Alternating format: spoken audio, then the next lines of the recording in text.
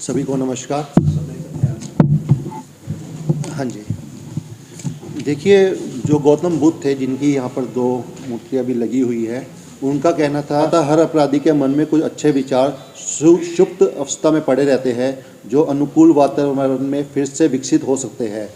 तो हमें इसके लिए, जैसे जो यहाँ पर रिसर्च स्कॉलर्स भी बैठे हैं उनके लिए भी है कि जैसे कि टीचिंग संस्कार की बातें सब कर रहे हैं कि संस्कार देने चाहिए अपने बच्चों को। उसके बाद स्कूल में टीचिंग भी होनी चाहिए, उनके सिलेबस में इंक्लूड होना चाहिए कि कैसे वुमेंस को अपने, ये मेरे पिछले जो श्रोता थे उन्होंने बोला कि वुमेंस को कैसे आपने मतलब उनकी रिस्पेक्ट करनी है वगैरह वगैरह। और घर में भी ये डोमेस्टिक वायलेंस जो होती है उस पर भी हमें ध्यान देना चाहिए, क्योंकि हम जब बच्चे उसी से सीखते हैं ज़्यादा। ठीक है, उसके बाद एक जो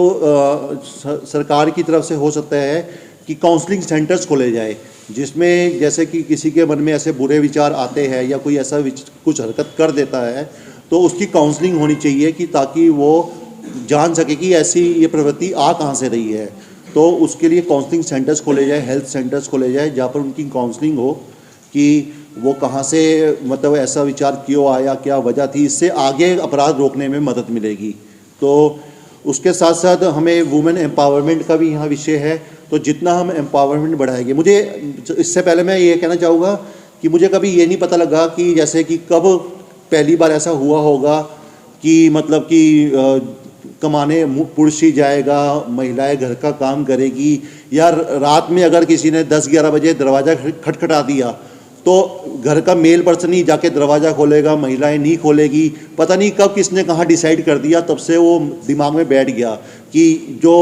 थोड़े निडरता वाले काम है वो पुरुष करेगा और जो थोड़े जो महिलाएं वो काम नहीं करेगी। तो वो एक साइकोलॉजी में बैठ गया कि जो थोड़े दबंग वाले काम है वो मर्द करेगा। तभी से मर्द अपने आप को ज़्यादा स्ट्रॉन्ग समझता है कि मैं डोमिनेटिंग हूँ, और महिलाओं को कमज़ोर समझा जाता है कि ये कमज़ोर है, कि जैसे रात को निकलना है, जैसे मर्द है वो रात को 2 बजे भी निकल लेगा है, महिलाओं को हम 10-11 बजे भी कहेंगे कि वो नहीं, तू अकेली मत जा, मैं साथ चलूँ। माना कि कुछ अभी हम इतने एडवांस या हमारे यहाँ पर इतनी सिक्योरिटी नहीं हुई है, किसी ना किसी को उनके साथ जाना पड़ता है सेफ्टी पॉइंट ऑफ व्यू से, लेकिन फिर भी हमें, जैसे कि हरियाणा एक एग्जाम्पल है, यहाँ पर बेटियों को, जैसे यहाँ पर जो गीता और बबीता है चाहे जो कुश्ती में आगे निकले, और भी बहुत सारे, कल्पना चावला है, हरियाणा तो एक एग्जाम्पल है जहाँ पर लड़कियों को बहुत चांस दिया गया। तो लड़कियों को जब तक हम आगे आने का चांस देंगे, उनके नाम से मतलब आगे प्रेरणा वो बनेगी, स्रोत बनेगी कि ये लड़कियों ने ये कुछ काबिल कुछ हासिल किया है, तो जितना ये सब बढ़ेगा उतना ही ये जो वुमेंस के अगेंस्ट क्राइम है, सब कुछ है, तो वो कम होता जाएगा। बस इसी के साथ मैं अपनी बात को लगा